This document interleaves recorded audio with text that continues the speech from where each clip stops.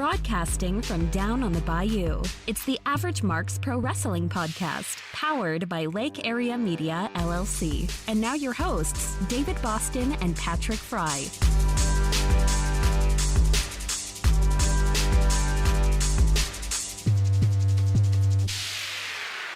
And welcome to episode 108 of the AMP Wrestling Podcast. I'm David Boston. He is Patrick Fry, and you can always help you boys out with our Amazon affiliate link. Everybody shops Amazon, including you. Yeah, I'm pointing to you. You the guy sitting at home eating Cheetos, sitting on your beanbag, possibly naked. Possibly got that beanbag also off of Amazon. And it's funny because the other day I was actually looking at beanbags on Amazon because I saw someone somewhere selling an adult-sized beanbag, and I was like, wait, is that a thing? So, of course, I went to Amazon, and they do have adult-sized beanbags. Nice. So you could very well have gotten that beanbag that you are currently sitting on at Amazon. But if you get another one, or if you want to get one, maybe I just gave you the idea to get one, tinyurl.com/AmazonAMP, Amazon AMP. It doesn't cost you anything extra. You're going to pay the same price. It just, they're going to shoot over a little commission to your boys over here, and hopefully we can use that money to help improve the podcast, maybe get our own internet since we are having internet issues this week and we can't do the show live on YouTube. We're just going to have to record it and then upload it after the fact. But we're still here this week, and we're still talking some wrestling. So let's do a little fantasy booking here, Patrick. Okay. You just upgraded to the premium Plenty of Fish account, right? Come on now. I got a girlfriend now. No. Luckily, she don't listen. We're talking to the guy eating Cheetos on the beanbag right now. Okay. Where was I at? Oh, you just went premium on Plenty of Fish to get some strange. And if you went premium on Plenty of Fish, you have a little extra playing around money, just because I've never even done that. Yes. And then somebody, not stereotyping here, could be a girl, could be a guy, whatever, comes over to the house, you do an extracurricular activity on your current beanbag, you split that thing. Yep. Amazon, tinyurl.com /Amazon. You just gave me another idea. So, another reason to buy a beanbag chair, an adult beanbag chair. Yes, that is. sir. Don't buy a small one. That might not do you any favors. But yeah, it's episode 108 for Thursday, August the 5th, 2021. We're going to talk about Bray Wyatt got released earlier this week. Big shocker there. Also, Ric Flair was released as well. Not as much of a shock, but I guess a shock to some people. Malaki Black versus Cody Rhodes last night on Dynamite. We're going to talk about that. Adam Cole's contract situation as well. There's talks about what his contract situation is with WWE, what his future may hold. We'll talk about that. Also, AEW Rampage in Chicago sold out in record time. We're going to talk about that. And maybe another hot free agent heading to AEW, a woman. We're going to talk about that as well. Also, we got some cheap heat. Max Caster is the center of a bit of heat this week. Well, when was the first time he was? When he talked about Homeboy's dad.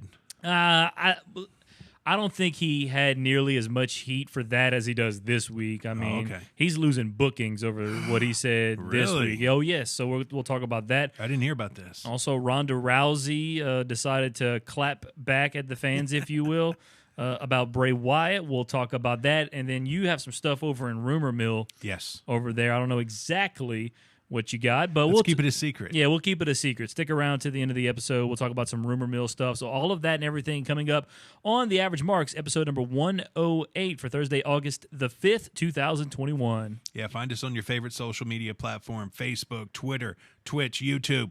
Just search AMP Wrestling Podcast. All right, so the top story of this past week, Bray Wyatt was let go from WWE. We have not seen Bray Wyatt since WrestleMania, when, of course, he lost to Randy Orton as The Fiend. And, boy, a lot to unpack with Bray Wyatt because there's so many moving parts here. And I'm going to start with the fact that I think Bray Wyatt, number one, was not very... He was very protective of his gimmick, and rightfully so. It was supposed to be one of those gimmicks I even remember when they were starting to build this gimmick a couple of years ago, and they were going to build him as this indestructible, unbeatable force that is the Fiend. And obviously that booking changed in a hurry. He lost to the likes of Bill Goldberg, lost to Seth Rollins, lost to Randy Orton. So much for the indestructible. Maybe not so much the indestructible, but the unbeatable portion of that. The booking for that, not as good as it should have been. And then, of course, Brody Lee, Bray Wyatt's really good friend, passed away back in December. And he was said to have been struggling mentally with that and whatnot. So there was rumors that maybe he took a break after WrestleMania because he was mentally just still distraught from losing Brody Lee. And, certainly that's a bit understandable. And there's, I guess, other mental issues maybe with Bray Wyatt that we don't know about. But a lot of different things that... And ultimately, WWE said it was because of budget cuts, which is the same reason they've given for everyone else they've let go. And obviously, with the times we're in with the pandemic, that's I guess that's, I don't want to say an acceptable answer, but certainly, it could not be. After you got all that money in the bank. Yeah, I don't know. Maybe there's something deeper in with WWE. We always talked about the possibility of them selling the company. Maybe that's on the cards in the near future. Who knows? But bit of a surprise, certainly, as Bray Wyatt was one of their top selling merch getters with all his Fiend stuff, and then you had Alexa Bliss, who basically changed her gimmick to sort of be Bray Wyatt's sidekick, and now Alexa's kind of stuck with this gimmick. In my opinion, it's nothing without Bray Wyatt. So I'm hoping we get the goddess back because, who doesn't love the goddess Alexa Bliss? So I'm still wondering why they broke up the Wyatt family. That didn't last long enough. No, I know. And that was another hot thing they had going, obviously, with Luke Harper, Eric Rowan, Braun Strowman was in there as well. Daniel Bryan was in for a cup of coffee. Randy Orton was in there for a cup of coffee and a couple of Folgers. Yeah, and I don't know. WWE is just continuing, in my opinion, to shoot themselves in the foot by letting go Bray Wyatt, who, had they booked this character better, could have been a huge success. And unfortunately, in my opinion, it was a bit of a failure. Because both of these gimmicks were great gimmicks. Yeah, and Bray Wyatt just before The Fiend was a great gimmick in itself. And there were so many times where Bray Wyatt lost matches that he probably should have won. The first one I can think of, WrestleMania 30, faced John Cena one-on-one. It would have been a good time for Cena to put Wyatt over. Instead, Cena wins. Cena Hulk Hogan'd his ass. Yeah, and the next year... Not putting him over. Yeah, and the next year he fought The Undertaker and lost to The Undertaker. At that point, The Undertaker's streak had already been broken, so what's the point of having... At that point, in my opinion, what was the point of having The Undertaker even wrestle anymore? Yeah, if he's not going to put guys over. Yeah, and that was because the streak was the only thing he had left going for him. And once Brock ended that streak, what was the point? And having Taker continue to win at WrestleMania. So that match, he should have won. I think there was I'm trying to think. There was, of course, the match. There was no number of the matches I mentioned: Bill Goldberg, Seth Rollins, and Randy Orton at WrestleMania as the Fiend. You're supposed to build him up as this unbeatable being, so to speak, and you have him lose championship match after championship match, and it's I don't know that. And you would think Vince has the final say on everything, so obviously maybe Vince never believed in him. Maybe not, but they finally gave him, the Universal Championship, and he was WWE Champion for a little bit too, back in 2017, I believe. And did he lose that match again? Because I know he fought Randy Orton at WrestleMania 2017 at WrestleMania 33 in Orlando in that House of Horrors match that was terrible. But, so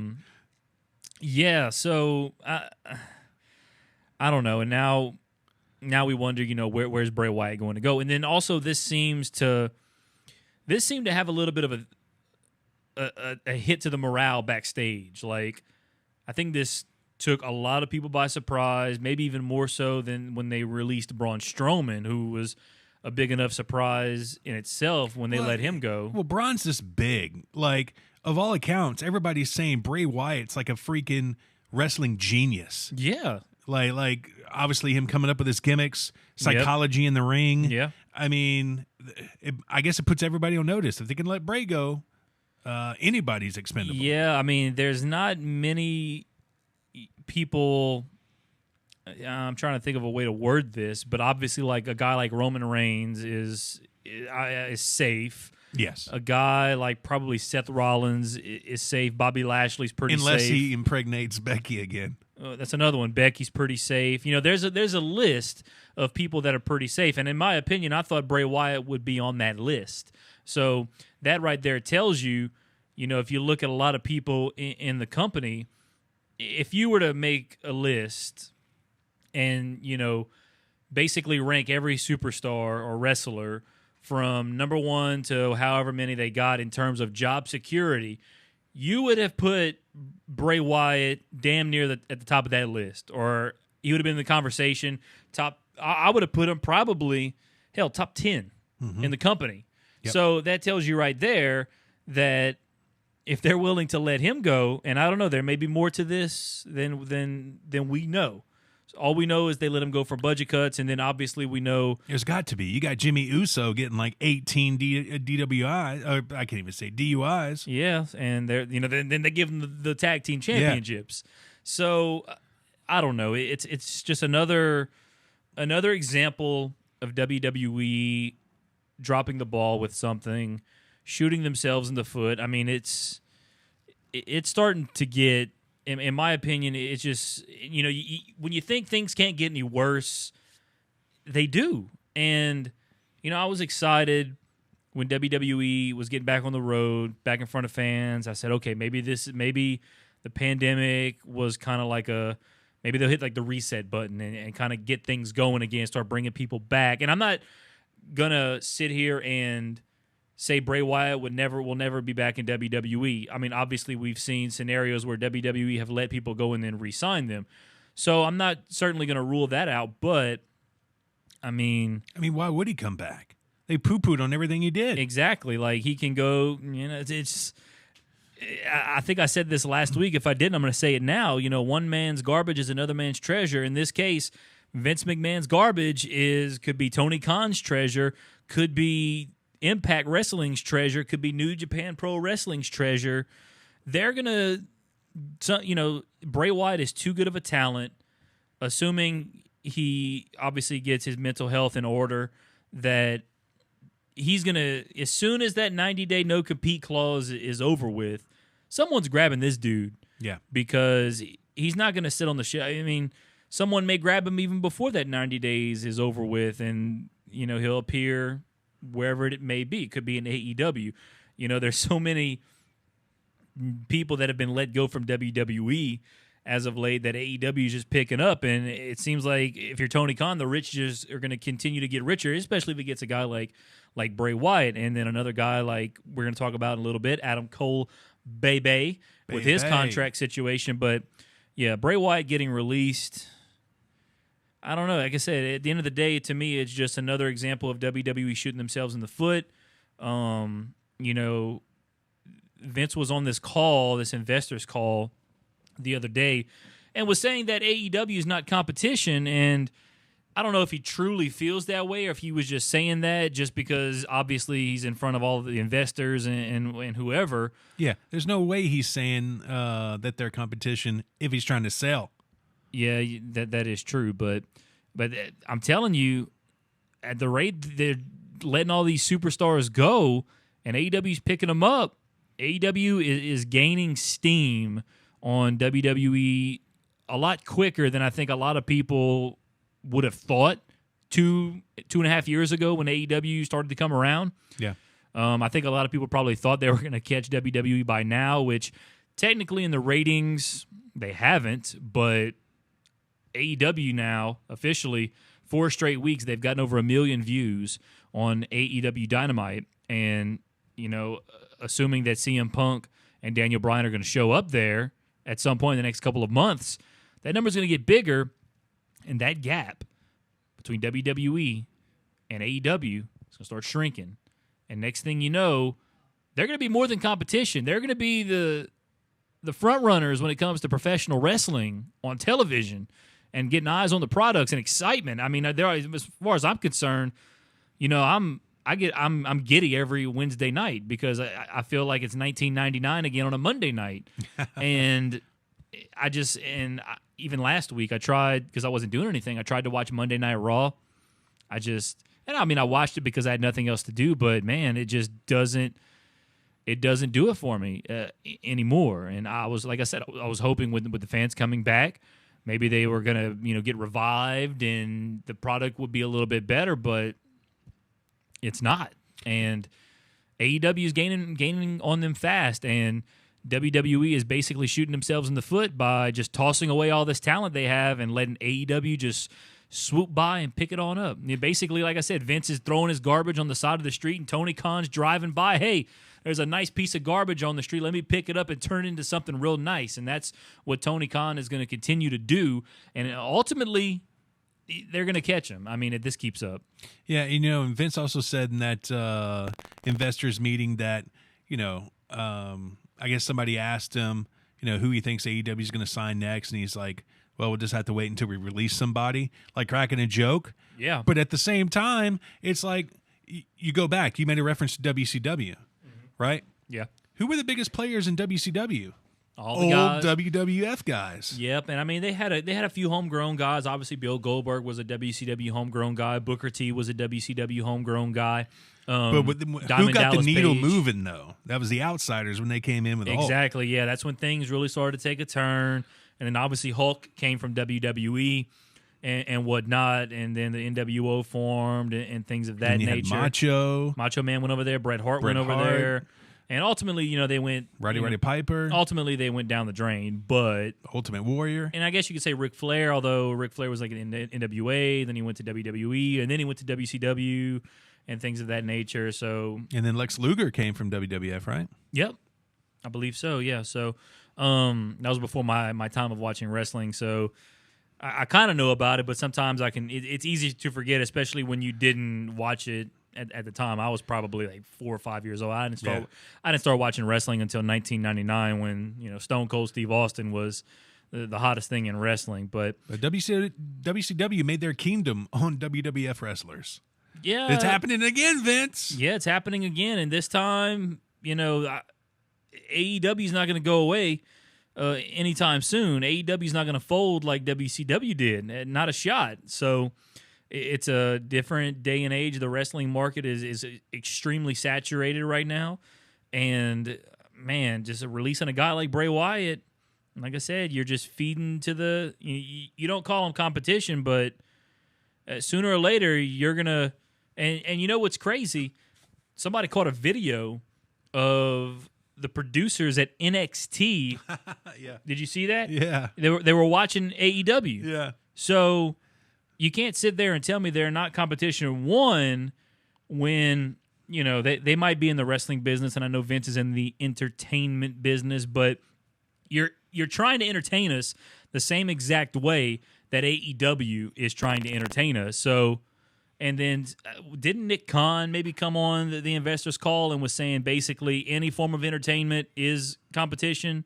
So, like, while Vince is shrugging it off like, nah, AEW is not competition, but Nick Khan, and I think he said this, I don't know if he did or not, but somebody did say something along the lines of pretty much any form of entertainment is competition to us. And, well, hello, AEW is, not only taking your superstars, but slowly but surely, they're taking your audience because guys like me, guys like you, guys like Brinkman, Cruz, who obviously are friends of the show, people like that, and I'm sure there's many more out there who used to watch WWE religiously are now watching AEW religiously. So it's only a matter of time. I predict in the next 2 years, if this trend keeps up, in the next 2 years, I would say by the end of next year, if the trend keeps up, I will say Dynamite will have more viewers than probably Monday Night Raw. I don't know if they'll surpass SmackDown, because as long as they're on Fox, I think WWE is going to put all their eggs in that particular basket. Plus, just more households get Fox than do TNT or TBS or in whatever channels that Dynamite and Rampage are going to be on. But it's crazy. It's boy, if AEW can get like something with like ESPN and ABC in the future, maybe. But they'll really have to show Dynamite on ABC and Rampage on ESPN. That would be cool. Yeah. Or I don't know if TNT or TBS kind of works with CBS, because I know like on March Madness, like CBS, TNT, TBS, and True TV all broadcast the games together. So yeah, I don't know. Maybe they'll show up on CBS one day. That'd be dope. What would it? Yeah. I wouldn't need cable no more. Just get a satellite and watch Dynamite every Wednesday night for free. But yeah, Bray Wyatt getting released, I really don't have much else to add to that. You got anything else to add to that? Yeah, Ringside News is reporting that there was an AEW conference call, and somebody asked Cody if they thought, Bray Wyatt would be a good fit for AEW. And he said, I really don't see a spot for Bray Wyatt here. But you got to think this is kind of like some posturing like NFL teams do. Not really showing interest to the guy that you really want. Yeah. Playing it down a little bit. I mean, right now, it's... and I don't even know if AEW expected WWE at any point to let go of all these guys, and all of a sudden AEW sit there like, man, we might have like all these dudes at our disposal. Like, obviously they got Punk and Bryan. Allegedly they got Punk and Bryan right now, and they might get well, who else we were talking about get? Well, maybe some other people, but they've gotten Malachi, they've gotten Christian, they got Matt Hardy. They've I don't know if AEW was ever expecting to get this amount of WWE people.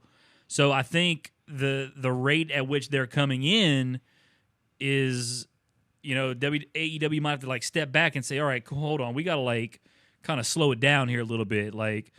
I know we want to obviously build this roster to be as strong as it possibly can be, but let's take it a couple of guys at a time here. Like, we got more guys coming in, and then they got other guys, that just got released in 90 days. They're going to be available. So, AEW right now is probably like, let's just cool it now for now on any sort of, let's not sign anyone else right now unless like it's a beautiful opportunity that we can't pass up. And let's ride with what we got right now. Let's build what we got right now, and then in about six months to a year, let's see where we're at, and maybe we can add a few more people. So I don't know. I know the perfect place for Bray Wyatt. You start out with a vignette, right? Mm-hmm. It's this little church in the countryside. Yeah. Right? And you can hear somebody talking in the church, but you really can't hear it. It's muffled. You come through the door, right? Yeah. It's all the Dark Order in there, mm-hmm. and it's Bray Wyatt preaching to them. That would be great. I feel like Bray Wyatt would be a great successor to Brody Lee in terms. I mean, that story tells itself, in my opinion, because they always said how Brody Lee learned how to run a cult from Bray Wyatt, mm-hmm. and I feel like they could tie that story in right there. I think it would be a great story, but there's a lot of time left. Obviously, Bray was just let go, so we still got 3 months before he can do anything. So I'm sure he'll hang out with JoJo and the baby and his family and get it. Like I said, get his mental health back in order, and maybe by the end of the year we'll see Bray Wyatt, if not the beginning of the year, show up in AEW. Maybe he shows up somewhere else. I really don't know at this point. And like I said earlier, I would not rule out him going back to WWE, because we know WWE loves the merch sales, mm-hmm. and Bray Wyatt, the Fiend, was pushing merch.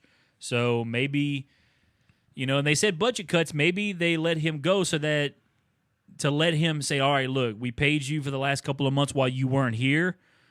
We're going to let you go for right now until you get your mental health going. And when you're ready to come back, you let us know. We'll draw up another contract for you and then pay you when you want to come back. That could be a scenario as well. But yeah. All right. Also, I don't want to spend too much time on this, but Ric Flair also got released. Apparently, it was a WWE decision. I don't think Ric Flair asked for his release. I think there were some people saying that Ric Flair might have asked for his release, but I think it was another one of WWE's budget cuts. And I'm not really surprised because, no disrespect to Ric Flair, he's one of the greatest of all time, if not the greatest of all time. But at this point, what does he have to offer WWE? Except maybe accompanying Charlotte to the ring here and there, but there's always, it's like, when it comes to Charlotte and Rick, she's always like either turning heel on him or there's always, she's always, or they're turning on each other, and it's like, okay, that's enough of that. Like, Rick is at the point now where to me there's nothing he can offer WWE, and I don't think there's anything he can really offer any other wrestling company. You got to be kidding me. Patrick, number one, if I'm Vince McMahon, I'm keeping him on contract till he dies. He's arguably the best champion wrestling has ever seen. Yeah. Right? Mm-hmm. Now that he's out of contract, he can go to AEW and resurrect a Four Horsemen thing over there with, obviously, with Hangman Page. And start a little group over there. I mean, maybe, but Hangman Page, Brock Anderson, and a few other kids. I don't know. Now, I think he could do well in AEW in terms of just making appearances here and there, but I don't know. It just, like I said, I love Ric Flair, and when he came back in WWE and his last run in WWE, it was phenomenal. But he's at the age now where, he just, I don't know. He just doesn't do it for me personally anymore on a wrestling program, and John Cena also said this too. John Cena said something about as long as WWE keeps relying on older stars, and I think he was kind of referring to himself maybe as well, it's more the company's going to become more unstable. So, and obviously they're relying on people like Goldberg and whatnot. So, and I'm not saying they were relying on Ric Flair a lot. Obviously, he doesn't wrestle anymore. He just makes appearances here and there. And that's why I'm not really surprised to let him go, because if you're going to let go Bray Wyatt, who can still do something for your brand, then you kind of have to let Ric Flair go because he's not really doing anything for you. I'd pay him just to sit home.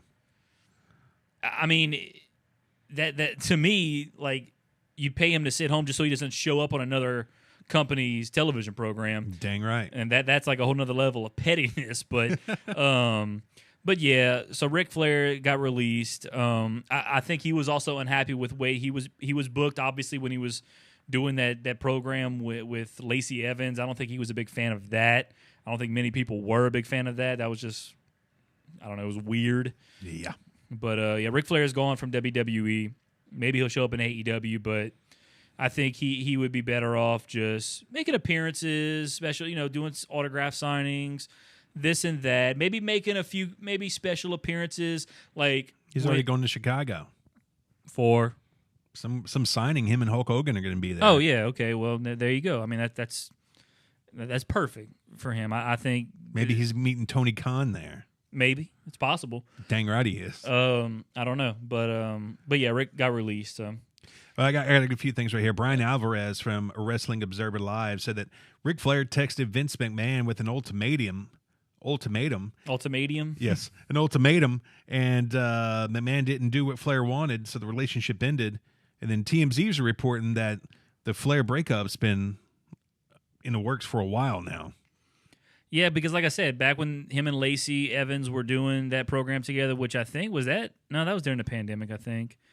And I don't think he just didn't like that very much. And obviously they had the whole situation with Andrade, and then Charlotte missed WrestleMania. There were rumors that maybe she wasn't happy with the way they handled Andrade. Maybe Rick was kind of involved in that a little bit.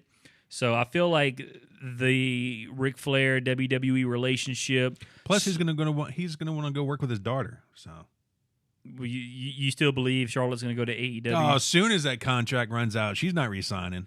But I think, and Ric Flair did come out and made a statement, which I think was he said the politically correct things. He has no bad blood with WWE, nothing but respect, this and that. Just whatever. It's all fine and dandy. But deep inside, I think that relationship with Rick and Vince or WWE or whatever was slowly deteriorating, and I think Rick's pretty happy, even though he may not admit it, to just kind of be out on his own. He could do his own thing. He's not tied down to WWE or anything like that. Now he can be in a new Bad Bunny video, and AEW can sign Bad Bunny.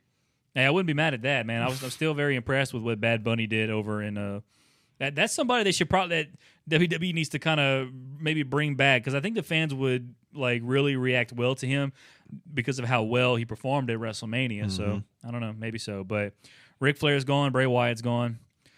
Anything else you want to add to that? Negative.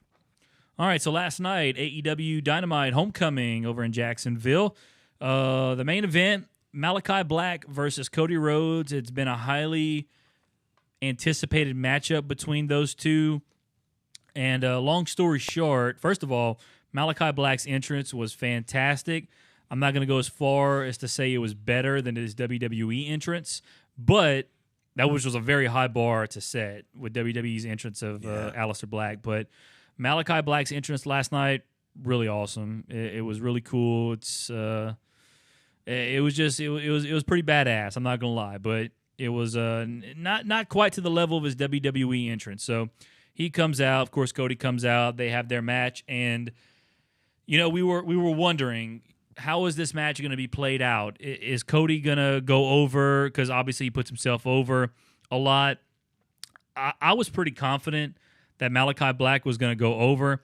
I did not think he was going to go over in the dominating fashion that he did go over. No, really? It was almost a squash match, huh? Yeah. You didn't get a chance to watch it last night, I didn't see it. So it was, I wish we had the internet so I could look up how long it was, or if I could find out how long it was, but It was maybe a 10-minute match.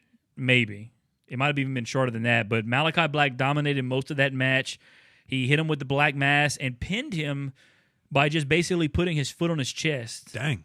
And so in dominating fashion. So Malaki Black goes over in dominating fashion. I'm sitting there thinking, oh, wow, okay, that was a little unexpected, but I started having flashbacks of when Brody Lee basically dominated Cody, and then we all know what happened there. He came back, and a lot of people online are defending Cody Rhodes. He's put people over before. Yeah, he has, but somehow he's always made it about himself, one way or somehow. So Malaki Black goes over, and there's still about 6 minutes left of the show when the match is over. Normally, the main event, it ends about 8:57, 8:58 Central Time, 2 or 3 minutes before time to go off the air. There's still about 6 minutes here, so I'm thinking, well, something else is going to happen here, so I wonder what's going to happen. Well, obviously, Cody was knocked out from the black mass and trying to kind of get back up, so Tony says, let me go check on him. So Tony Schiavone goes down to the ring with a microphone, so I'm thinking, all right, here we go. We're going to get like an interview or a promo or something. And did you even see anything that happened last night? No. So everything I'm about to tell you is a surprise, right? Yeah, brand new to me. Okay, all right. So Tony gets in the ring and is basically checking on Cody. He's like, hey, you all right? You good? This and that. And Cody, I'm trying to remember what he said, but basically he got up and said something about, yeah, we're not an alternative. We're competition. So, once again, talking about WWE, this and that. And then it kind of seems like he's like thanking the fans. I appreciate all you like maybe he's going to retire. And next thing you know, he starts taking his boots off. What? He goes to take off his boot because obviously that's the thing. When wrestlers take off their boots, leave them in the ring, that is, and I'm thinking to myself, I'm like, here goes Cody again. Somehow just he puts him over, but now it's about Cody. It's still somehow about Cody. Yeah. And he's taking his boots off. Yeah. I think he took his first, or he was about to take his first boot off. And here goes Malaki Black with a crutch and smacks Cody over the back, knocks him down before Cody could really get his boots off and, put him in the middle of the ring. And then Dynamite's over. So Cody basically teased retirement, and then Malachi hits him with a crutch, knocks him down, and that basically ends Dynamite. So, like I said, somehow Cody found a way to make it about himself. You bastard. But also, it's something, while I'm not surprised Cody made it about himself somehow, I was surprised in the manner that he did in terms of teasing retirement, because let's be honest, I was not fooled for a second thinking, I was like, this dude is not really about to retire. Like, no way. Like, no chance this dude is retiring anytime soon. Because in the back of my mind, I'm thinking, well, there's so many other people coming in, because he kind of made that point too. He's like, they got a new wave of people coming in. Maybe it's time I kind of step aside or something like that. I don't think he said those exact words, but so basically teased retirement. Malachi hits him with a crutch. I don't think we've seen the end of this feud, but it was an intriguing end to Dynamite, but Malachi wins in dominating fashion. I think we're going to get a rematch, probably at All Out. And I don't know, it might be a la Brody Lee again, where Cody comes back, he dyed his hair black and shit like that, and then beats Brody Lee for the TNT title. Granted, this won't be for a title, but he may come back and beat Malachi Black. So it was an interesting end to Dynamite. Well, he can't retire just yet. He's got a headline 2 pay-per-views where he goes over on Bryan and on Punk, so we got a while with Cody. Yeah, we still got a while. Plus, at some point, I'd like to think I know there's a stipulation where he can't fight for a world title after he lost to Jericho, but at some point, he's going to be fighting for a world title. Yeah, Tony's going to waive that. Yeah, like, if anything, they're going to be like, maybe after a while, they just forgot about it and just, put him in a title match. But yeah, that's really all I got. That's all the thoughts I got. You got any thoughts on that from last night? Well, not from last night, but I saw this quote. This is pretty interesting. During a recent Talk is Jericho interview, Malachi Black said that Paul Heyman promised him that he would have control over his character on the main roster, and it only lasted for 1 week. And then after that, it was like an absolute fight to get whatever he wanted. Yeah, you know how they are over there in WWE. Mm-hmm. Broken promises. Anything else? No, sir. All right, next topic is Adam Cole Bay, his contract situation. Apparently, his contract, I don't know, there's been so many things I've read about this. His contract ended already, but like they kind of signed him to like a little temporary deal. And supposedly his deal is going to be up after SummerSlam. And I don't know if WWE hasn't offered him a new contract or if he just hasn't signed a new extension or anything like that. But it would appear one way or another that Adam Cole Bay is going to become a free agent. He wants to go wrestle with his boo thing. And he wants to go wrestle with his boys. He wants to go back and join the Elite. That's right. PW Unlimited says that WWE's offered him multiple contracts. He's turned down every single one. Okay, well, there you go. And that was one thing I know, because I know that they're very high on Adam Cole. So Adam Cole, baby. Oh, okay. And I know they're very high on him. And I was sitting there thinking, I was like, there's no way that WWE is not going to try to re-sign this dude. Like, they're not just going to let him walk like they did. I don't know. I don't know if they let Daniel Bryan walk or if they tried to offer him a new contract, but no shot that they would let Adam Cole Bay walk. And they're obviously not. They're trying to get him back, but I think Cole maybe wants to test those waters out. Yeah, he's like, are you kidding me? I can bang my girl every night and still wrestle? Yeah. Please. Let's re-signing with you. Yeah, I mean, his girlfriend is the head of the women's division right now in AEW, and he definitely, I mean, why wouldn't he want to go to AEW at this point? I mean, everyone else is doing it. Everyone else is having a blast doing it.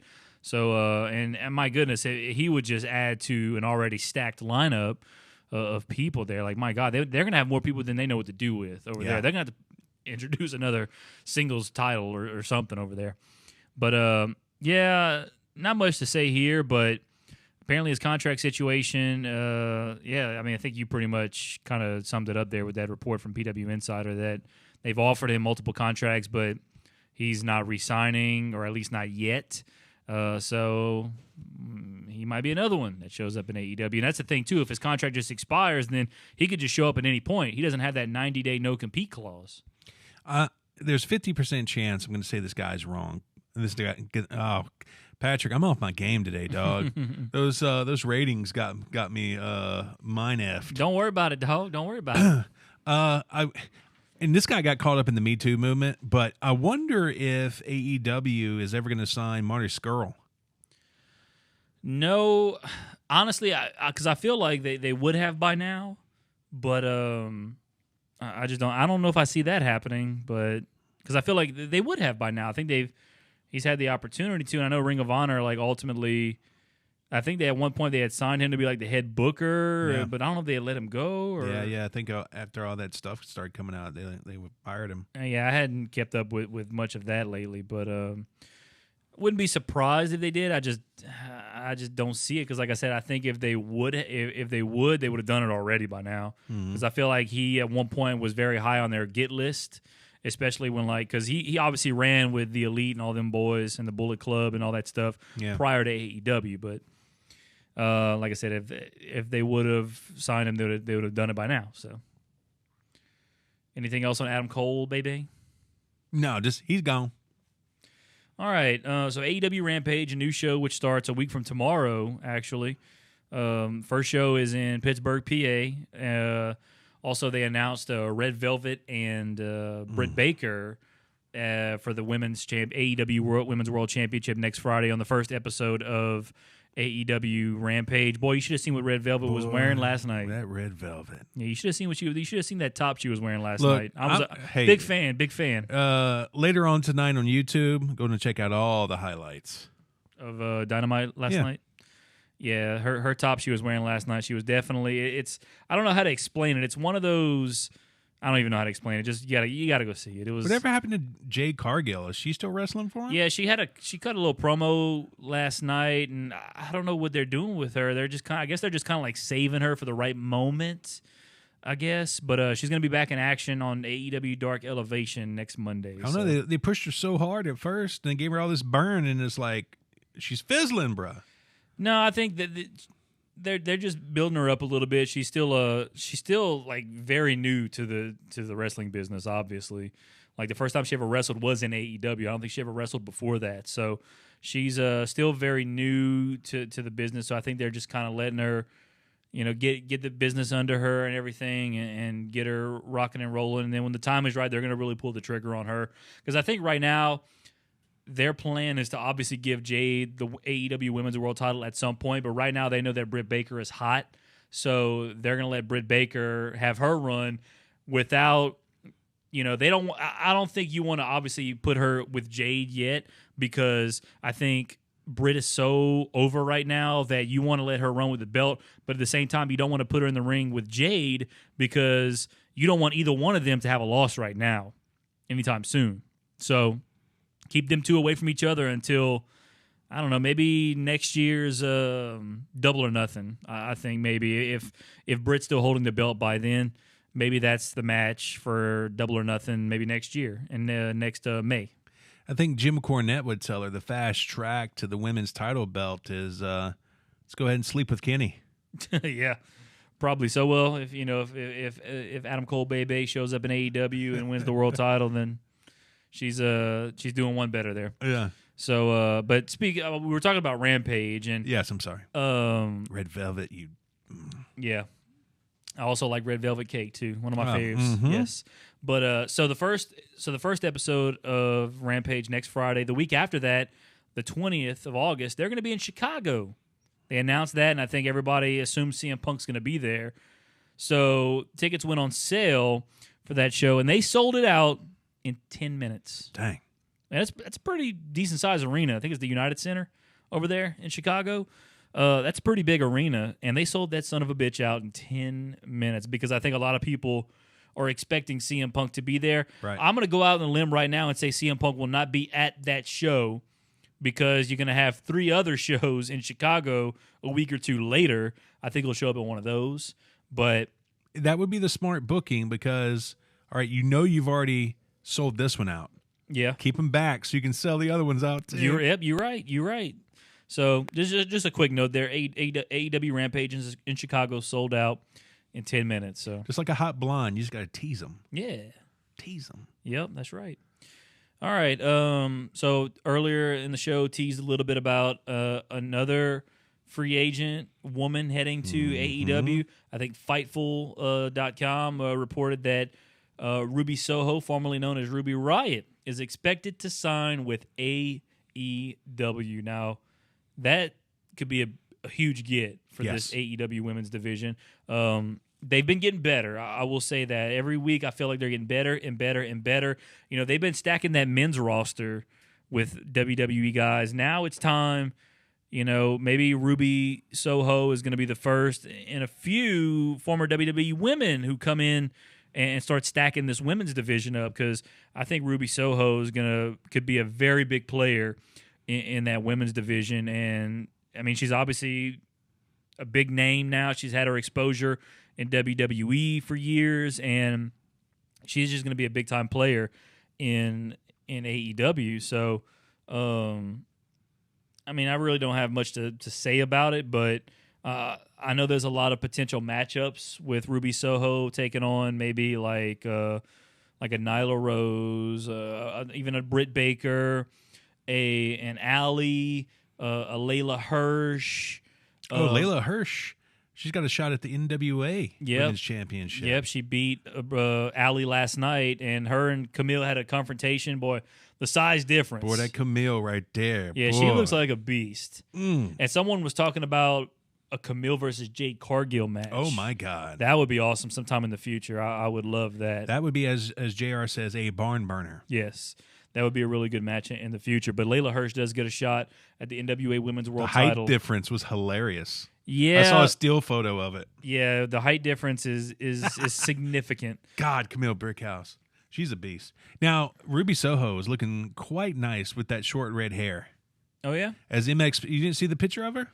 I might have seen a picture of her, but I'm sorry, but Ruby just never quite did it for me. Oh, man. If we had the internet, we could look it up. Yeah, we could. I could pull it up. But as MXPX once said, I'm a sucker for a short-haired girl with a pretty smile. Yeah, like I said, Ruby just never did it for me. Maybe. She's got a lot of tattoos on her. You don't like the girls with the tattoos? No, I don't mind girls with tattoos. It's just... What do you mean? We were watching girls with tattoos yesterday, and you said, what's up with all these tattoos? I draw a line with tattoos, okay? So, like I'm trying to think, like Lita. Like, I liked her tattoos, and I just like Lita because I just thought Lita was sexy, you know? I'm trying to... And Lita's the only one that comes to mind at the moment, but... yeah, I just sometimes it's a little too much, you know, a little too much for me. There's a threshold there, and it's not just the tattoos, you know. The short hair, I'm not a short hair. I'm just don't do it for me. And then like just different colors and things like that. Yeah. She just okay. Yeah, and she's that's not like, your kind of chick then. No, she's just not my kind of chick. And I would say almost the same thing about Rhea Ripley, like the way Rhea Ripley looks now. Yeah. Like I'm not like 2 years ago, Rhea Ripley, I was like, damn, like hell yeah. Like you thought she was a strong contender in our hottest woman in wrestling competition. Yeah, that was a couple years ago, but now I don't know. She just kind of formed into this, you know. I guess you can use the term gothic looking kind of girl, and it's not my type. Not my type. Well, some girls that are your types, I heard some rumblings that the Iconics are going to possibly team in a new faction with Dr. Britt Baker. Where'd you hear that? On one of the rumor sites. Is that part of the rumor mill? No, that was a few weeks ago when I heard that. I wouldn't mind having the one of the dirt sheets. Yeah, maybe so. But that would be great. Obviously, Rebel isn't doing you any good. They need to go ahead and cut their ties there. No, keep her around, dog. I like her. She ain't even got a wrist, so I just like looking at her. Okay, just keep her around for eye candy then, yeah. Yeah, and she's like Britt Baker's like makeup artist or personal assistant, or whatever. Yeah. I think she's because Britt Baker's supposed to be a heel, even though you know the fans love her, and Rebel can kind of be there to help her, you know, cheat, win dirty, and things like that. So I'm fine with that. Well, the Iconics can be there to do that too. Yeah, and you know that, but I feel like the Iconics. Whoa, almost Oh, fell back. watch out now. I forgot the chair leaned back that far. Boy, the internet's all whack. That chair's whack. Well, no, the chair leans back that What's far. going on? I'm used to it because I thought I had it set to where it doesn't really lean back. The ratings were whack. But I feel like the Iconics can really run on their own and succeed. I feel like they don't need to be with Dr. Britt Baker, DMD, to be successful in AEW. But Well, they can still run on their own. yeah, that's what I'm saying. Like they don't need And to still be with Britt Baker. I guess. And Like then, when she needs some backup. that's what she got Rebel for. Nah, Rebel will get hurt. Yeah, Rebel's always getting hurt, unfortunately, it seems. But, so yeah, Ruby Soho expected to sign with AEW. She was let go on June 2nd, which means I guess September 2nd, her 90 days is up. So Yeah. FIFO Select says that her non-compete should be up just before All Out. Yep. So maybe someone said something about maybe her being the Joker if they have like a women's casino battle royale. God, that would be a great Joker. Yeah, it would be. I'd be excited about that. So. Yeah. All right, you want to head to Cheap Heat now? Let's do it. All I'm right. excited to hear about it. Well, I mean, I guess I shouldn't be excited because I guess it's something pretty bad, but I'm intrigued to hear what Max Caster said. Well, I would have played it, I guess, but we don't have internet, so... Can we go ahead and shout out who our internet's through? Can we go ahead and slam them a little bit, maybe? Suddenly... Yeah. Altice. You get paid by them. Oh, don't say that, Patrick. You get paid by them to do endorsements. So but not on this podcast. Not on this podcast, no. But so we ain't get paid by nobody on this podcast. No, including Amazon. I know, right? All that stuff we bought. Yeah, $1.63. Yeah, in commissions. So Cheap Heat, Screw you, Jeff Bezos. So it's been one of the hot topics this week in wrestling, and that is, Max Caster. He comes out. Him and this happened on AEW. This happened on Dark Elevation. I think it was Dark Elevation. Maybe I don't. It was one of the two YouTube shows. I have to go back and watch it. But it's not on it no more. Oh. They cut it. They cut it out. Oh my God. Okay. But it's on the internet. You can go find it.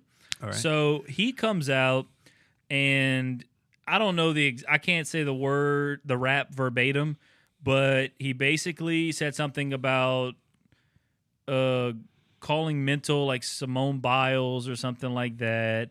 And then he said something about treat those bitches like Duke Lacrosse. And then he said something about North Carolina, what's that smell? Is that Julia Hart's?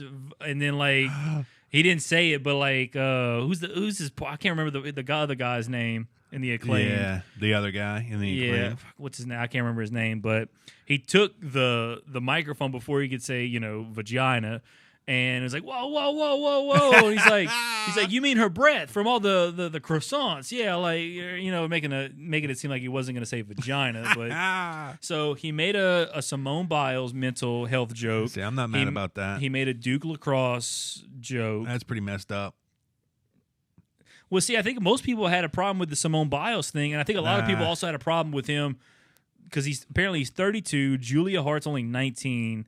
Making a joke about... Well, I mean, she's of age, and he never really said anything. The Duke Lacrosse girls got raped there, so that's pretty messed up. Well, apparently, and I mean, I don't, I remember when that happened, but apparently, they were found innocent. The Duke Lacrosse players. Of course, because their parents are millionaires, and Duke has a whole bunch of money.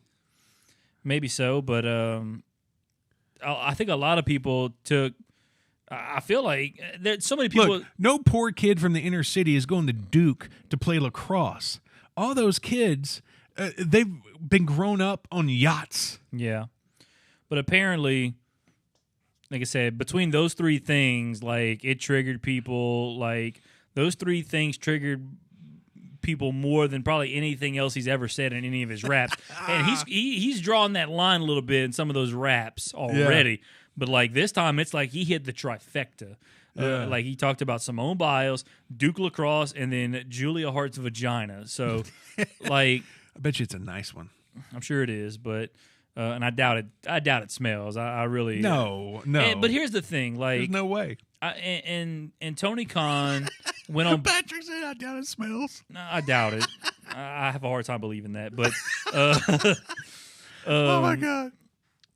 But so Tony Khan went on Busted Open. He's still over there just laughing. That's funny. So Tony Khan went on Busted Open Radio yesterday and was saying how like the rap was awful or terrible or despicable or whatever. Of course, he has to say that. Yeah, and he was saying like I'm taking over the editing for Dark Elevation and Dark or whatever the case may be. Supposedly, he said he didn't hear it when it happened live or something and all that stuff and whatnot. So I don't know if someone wrote these. I don't know if somebody writes these raps for him. No, there's no way. Or if he comes up with them on his own. Yeah, or if some he's company person's not writing Or if he's got to get them approved or whatever the case may be. But what sucks is, this guy's playing a role. He's playing a heel. He's got to say stuff. And granted, yeah, I know it's probably not the best choice of things to say. But, I truly don't think he obviously didn't mean any harm on it, obviously. And the guy's losing bookings now because of it. So I feel like I almost kind of feel bad for him. But at the same time, like I don't know if he's writing these raps or if he had to get them approved or apparently not. Well, I don't know. That's the thing. I don't know how that works over there. No corporate jabroni is going to say, "Oh yeah, you can say that, Max." I think one of their things that they like to do over at AEW is give people creative control, right? I guess to an extent, yeah.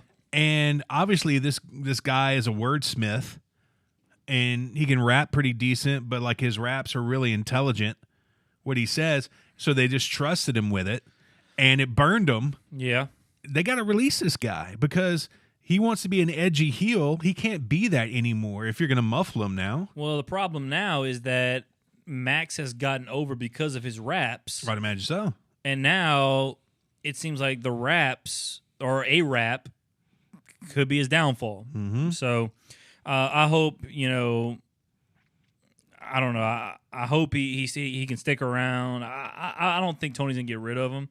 But obviously I think Tony's going to be like, hey, look, come to me before, assuming Max writes his own raps and doesn't have to get them approved. Obviously the whole Pillman Jr. thing, I want to say he probably talked to Brian before the match and said, hey, I'm going to say this. Is this cool? If sure not, hope so. So I'd like to think, I think if he didn't, I think we would have been able to tell that they were fighting for real in there. Yeah, and obviously he had the remark about Moxley's wife and stuff about the oral sessions and things like that. So like he's like I said he's drawn that line a couple of times already, and unfortunately this week he crossed it a little bit. And it caused up quite the stir on social media. And like I said, it's causing him to lose booking. So I hope he can, I hope this kind of blows over and maybe he'll just kind of take a step back with some of his raps moving forward. But I kind of, like I said, because I was starting to become a fan of him. I'm still a fan of him. I'm not going to hate the guy because of a rap that, and that he's not, like I say, he probably doesn't even mean have the things he raps. He just does it to get heat because he's a heel, and right. It's a role he's playing. Like if he's in a movie or something. So it just goes to show you, kids. Here's another lesson you can learn from the AMP Wrestling Podcast. You can't say whatever you want in this woke world. You will get canceled. I would imagine it's just going to grow until they have to release this dude. Yeah, if this was 1999, no one would have blinked an eye at what he said. No. Of course, Duke Lacrosse didn't happen in 1990. It happened after that. He wouldn't have said nothing, or Simone Biles. But talking about stinky vaginas, obviously, that would have just been another day that would have been another day in the Attitude Era. Yes. So the next thing on Cheap Heat, Ronda Rousey apparently came out on Twitter and was talking about the fans. Lambasted them. He said, yeah, for you same fans who were chanting, we want Wyatt, you were chanting, we want beach balls during a Wyatt performance. So if,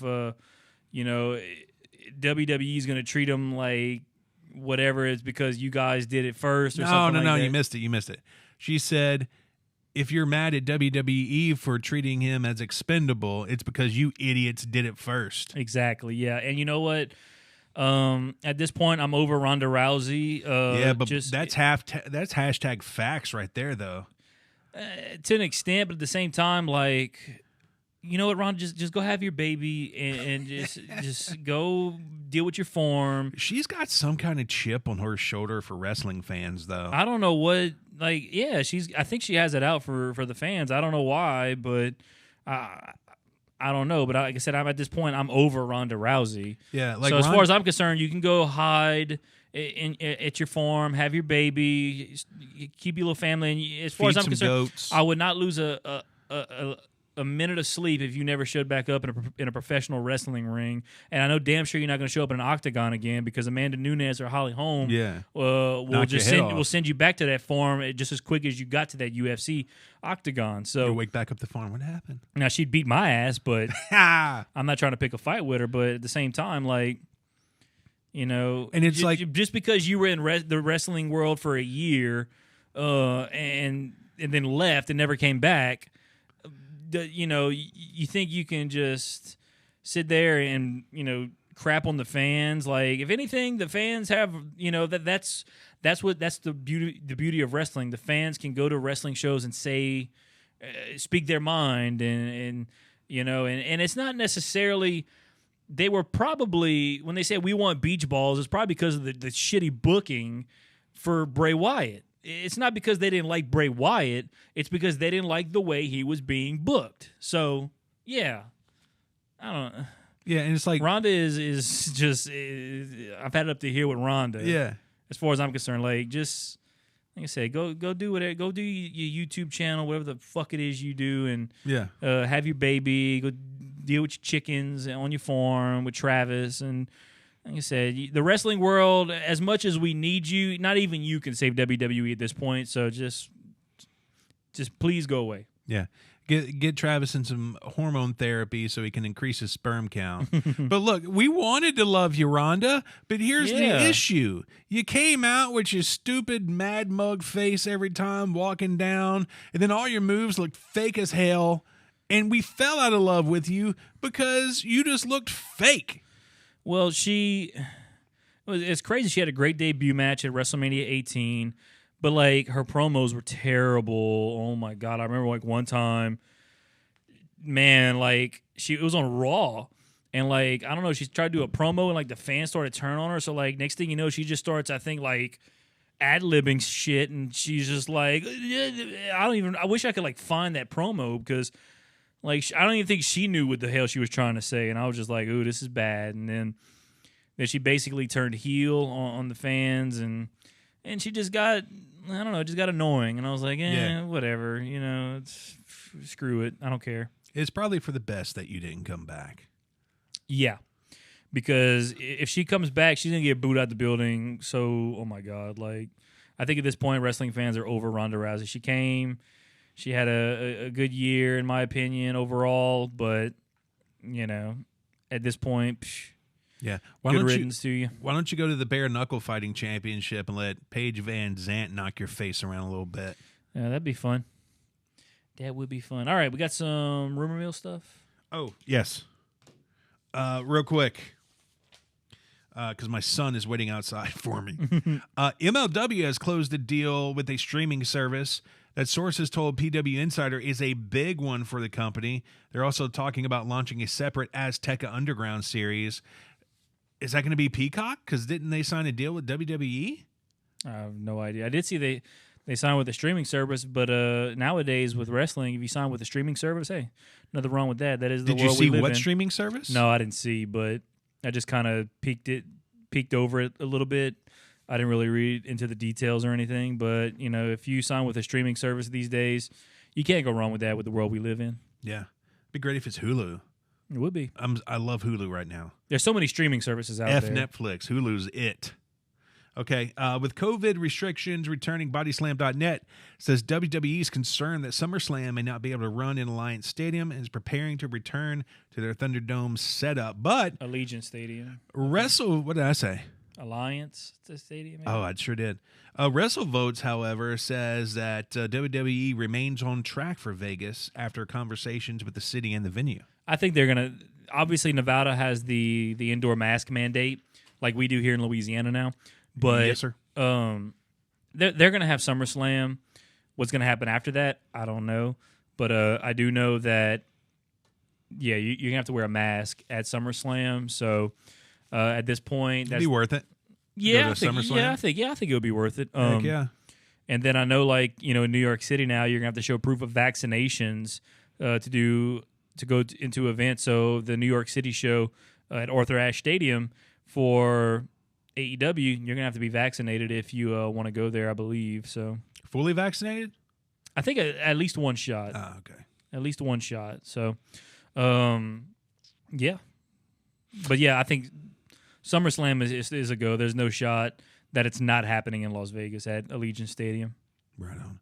Well, we were dealt several blows today, Patrick, but here's another show in the books. Yeah, you're right about that. No internet. Hopefully we get that fixed for next week so we could be live, so that way we could chat with you guys. We always enjoy it when you guys come into the chat, and because we want to talk about what you guys want to talk about. We always want to talk about what wrestling fans are talking about. What's the hot topic of the week.